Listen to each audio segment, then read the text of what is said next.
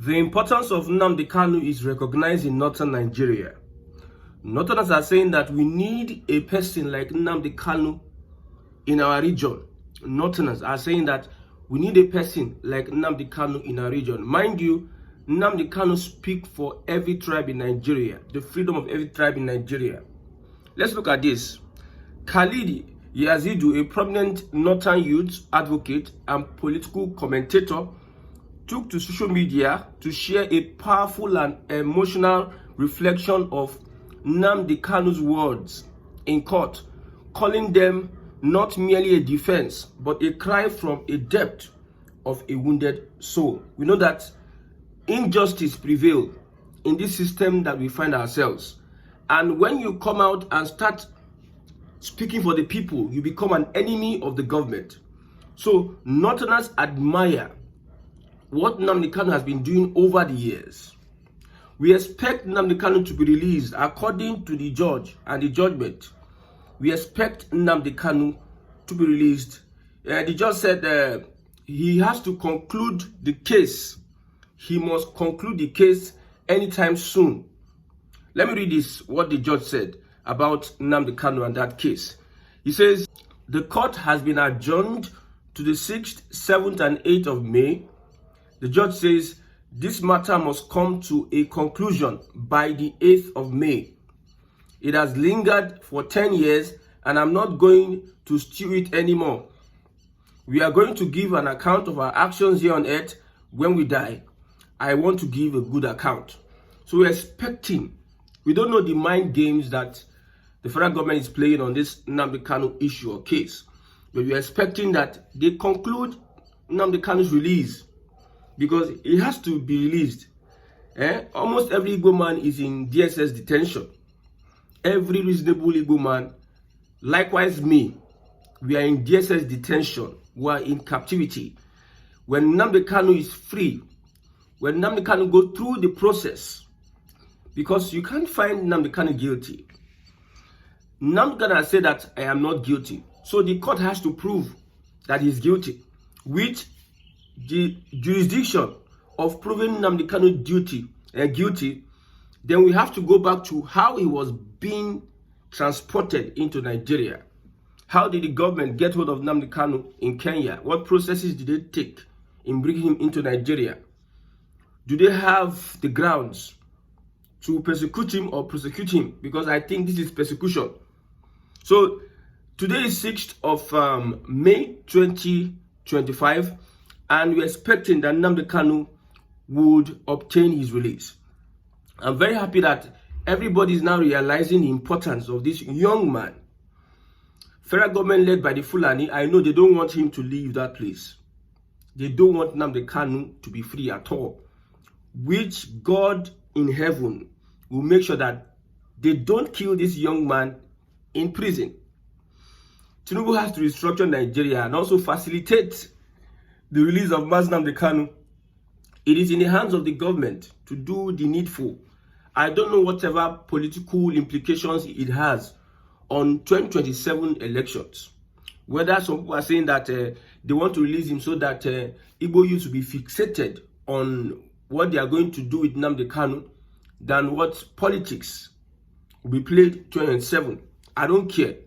See, what the reasons why you see me here every morning is because I need Nigeria to be restructured. We have so many talented people, so many good people, so many intelligent people, so many skillful people in Nigeria. But the system is destroying their destinies. Look at JAMB. 75% failed JAMB. Not even got less than 200. That is over failure. When we were writing JAMB those days, you having 200, you have failed now. You having 220, you have failed. 230, you have failed. But we have a system that if we don't restructure, imagine we sharing a country with people that think backwards, people that don't want to move the country forward. In whatever, see, you see the tax form. The National Assembly is going to resume and they are going to deliberate on the tax form implementation. Constitutional review. Let's see how some elements from northern Nigeria would not want these policies, these reforms to be passed. They will kick against the reforms because they believe that they have a certain kind of system they need to infuse in Nigeria. That their nomadic Islamic system, they want it to be part.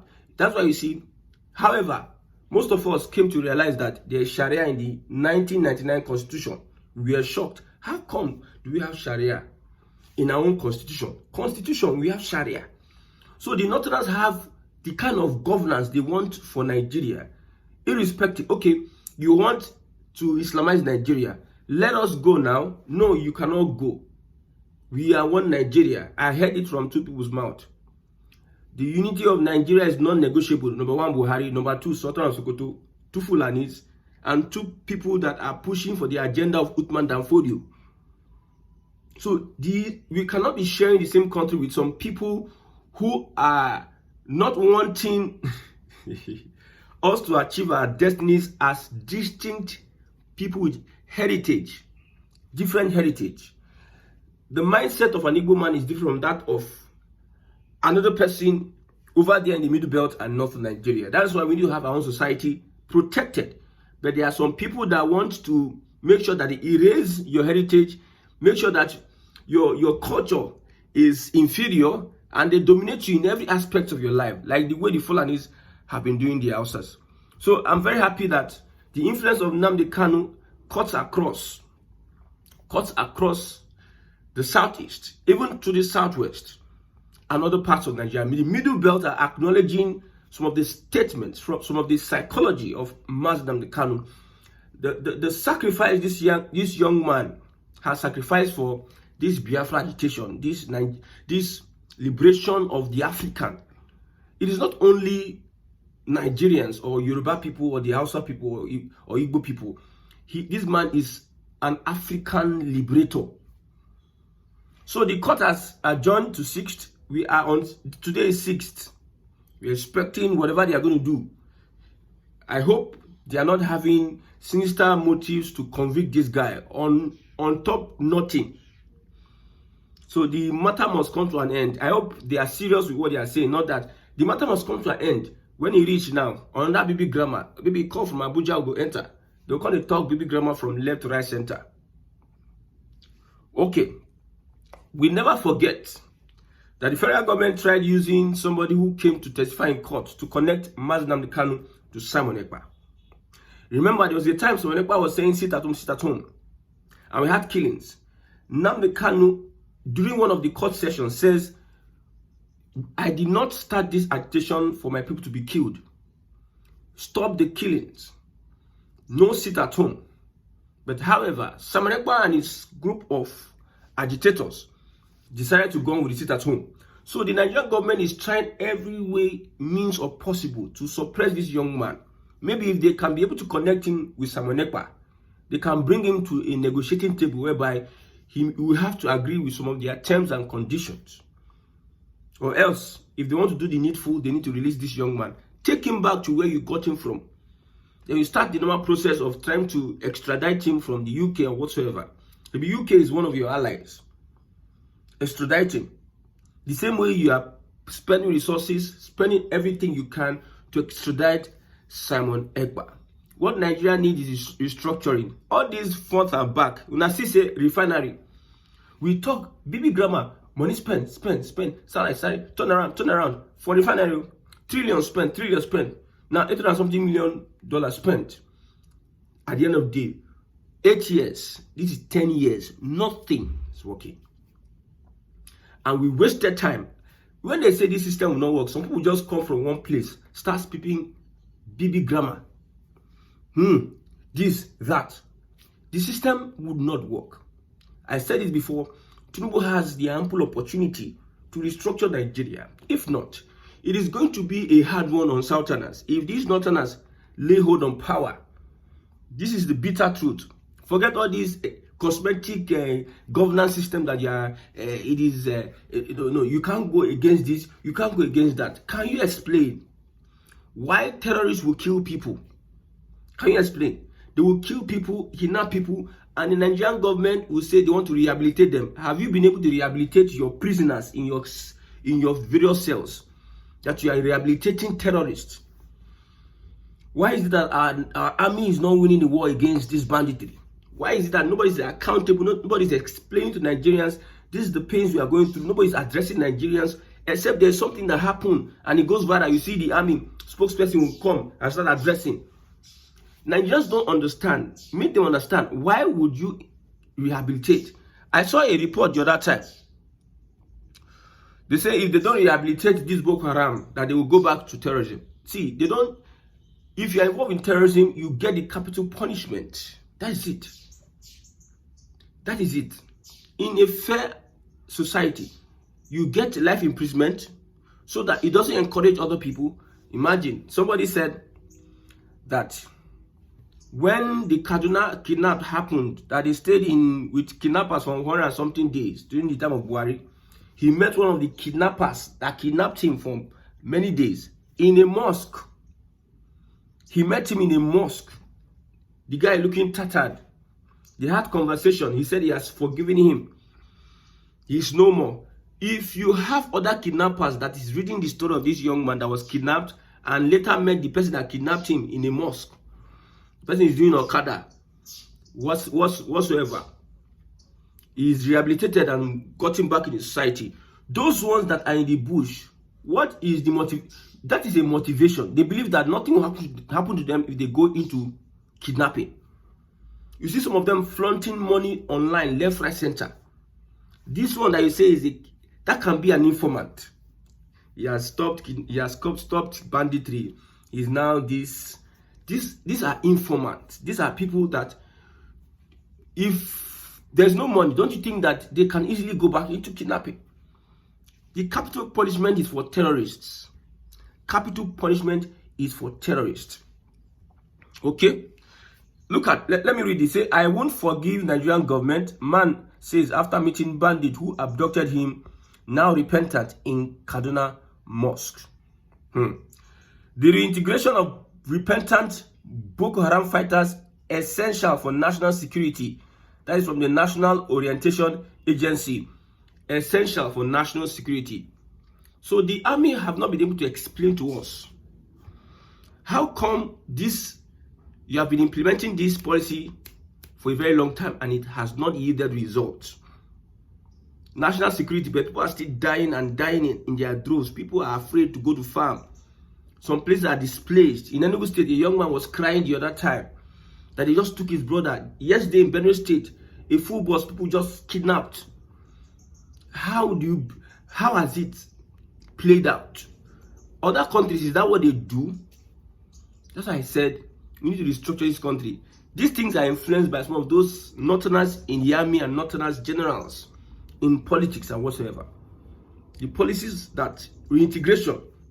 If you catch an Igbo man after you tag him IPOB, you take him in underground cell.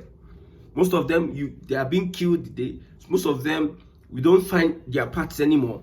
But if it's a particular set of people, you carry them, put in one place, give them food, give them clothes. You are saying you are rehabilitating them.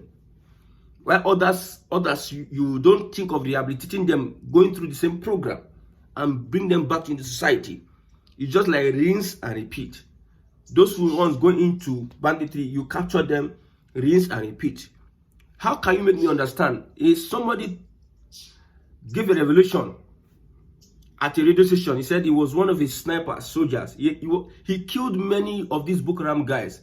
His own colleagues shot him. You are killing them too much. Okay, they should not kill them so that tomorrow they will carry them and go and rehabilitate them. So capital punishment is what we need. But since nobody wants to listen to anybody, they do the things they want to do. The other time, 309 Boko Haram repentant terrorists, they rehabilitated them and brought them into the society, and we are living together. I've said it. Tinubu has the ample opportunity to restructure Nigeria. If he doesn't, it is on his own. He's just risking it. So Nnamdi Kanu is an epitome of liberation. If you don't like him, I don't know. If you don't like him, that's your business. You need to like him. Listen to the message. Listen to the pain. If you have been through what some of these Southeasterners have been through, These guys, whether it is Samonekpa, whether it is Wazirike, whether it is Nnamdi Kanu, whether it is Ojukwu, these guys have been pushing for one Nigeria for a very long time. And they have come to the realization that this one Nigeria is not bound to work. Look at what Professor Akintola said. Yoruba should unite all over globally, because they know that Nigeria as a project is failed. And these colonial masters want to make sure that everybody is structured in this, your Nigeria. Put you together. They know that it cannot work. But so far you are fighting yourself, you're arguing against yourself, you are being divided. They will look for somebody who's corrupt. I need to read something to you. Yorubas have realized it. I hope these elite politicians realize that we need to regionalize or balkanize this system and create a system that works. We know the system that works for us Africans. It is not the system that you will create for us. Who own our natural resources? Private companies are the ones running our natural resources. And who own these private companies? Are they Nigerian companies who own, that are drilling our oil? Are they Nigerian companies? Are they Shell, Chevron? Are they Nigerian companies? Some Nigerian companies just stay and they partner with these investors. And investors take a lot from us. They manage our resources in Nigeria. We Nigerians cannot manage our resources 100%. Even 80%, we cannot manage our resources ourselves. They want to take advantage of the division of Nigeria to start managing our resources and stealing from us. Can we tell ourselves the drop? Can we account to every last drop of crude oil that leaves Nigeria? Can we account? But what they do is they look for people like Tompulo, look for people like Asari Dokubo, give them guns, give them prominence, look for corrupt leaders. Now, they'll give them power in exchange of loyalty. Look what happened in 2015. Bring back our girls. Bring back our girls. Before you know, they send message to the governor of Maiduguri then, who is the vice president now. These girls will be kidnapped too. Maybe not take these girls will be kidnapped. But they just do as if, no, nothing will happen. Nothing will happen. All of a sudden, the girls are whisked away. They carry the problem, push for a Jonathan. Jonathan brought in somebody, Ihejirika. Ihejirika was hitting these guys, these terrorists. He went into and started, Northerners were all complaining, both politicians and the likes. They're complaining that Una won't kill us. It happened in Borno State under Ishetima, that is now the vice president, because, like I said, these imperialists, they give you power in exchange of loyalty. Buhari and El-Rufai, they threaten the government of Jonathan. Bamboos and monkeys will soak in blood, will go back in body bars and what have you. Islamics, willing tools used. Tinubu, they all played into that is it trap or agreement? Because I believe it's an agreement. I believe that's what my belief is. Civil society organizations, left, right, center, they are blowing their trumpet, boom, under Jonathan. Shame. They organize this seminar, they organize this work, they organize this protest. When they actually won the election, when Buhari actually won, we did not even see these civil society organizations anymore. They disappeared under Buhari. They disappeared under Tinubu. So the West, they know, they believe that they have silenced Nnamdi Kanu, but that voice is still speaking in our minds till tomorrow. This is a do or die situation. It's survival of the fittest. We must do everything we can to make sure that we are liberated from this system that's been created by the colonial masters, by the imperialists. If you go and read a book, Why Africa is Underdeveloped, you learn a lot of things. It's a deliberate. Even these are leaders, they know. But most times they can't help it. Look at what FBI is doing with Tinubu. I will release redacted files. You think the US wants better thing for Nigeria? You have something on somebody, at the time you needed to release it, you are waiting to use it against the person. But maybe the person agreed to 1 or 2 terms and conditions. You now start removing anywhere they put this man's name there. Anywhere you start removing, you reshuffle it and presented half-truths to people. Now, Trump has entered. You want to now present it. So they look for people that they can control and use them to make sure that they keep Africa poor. We have decided to take our destinies in our hands. That's why you see movements just like the Biafra, Yoruba, and other movements. It is only to change the system that is most important. Nothing else than changing the system. If you continue, you waste your time. Some of us, we started when we were 18, 16, 17, 18. Now we are almost around 30. They wasted a lot of our time. Some of the opportunities we can look at the educational system now. I talked about this APC influencers online saying P2P did not build any school for 8 years. But they didn't read the manifesto of P2B. P2B's manifesto says that he's not going to build any new schools. He's going to make sure that he equip the schools and make the schools, existing schools, up to standard.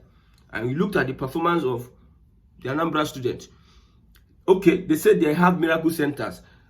But when you look at JAMB today and results, most of those that get high in JAMB are in Lagos. Most of those Anambra students that get high score in JAMB are in Lagos. So is it Lagos Miracle Center? We have been building schools and schools and schools. Every school, the ones we have not been able to maintain it. That's why you see 75% people fail. And some people are pushing. The ones that are available, how equipped are they? The teachers, how equipped? The curriculum, how sophisticated is the curriculum? We can't talk about all these things, but we just... The education they have given us in the past is only making us to become servants and never to be people that think. We don't think. Because the kind of... may God help Nigerians. Nnamdi Kanu will be released. Nobody is going to convict him for any crime because he has not committed any crime. I stand with Nnamdi Kanu.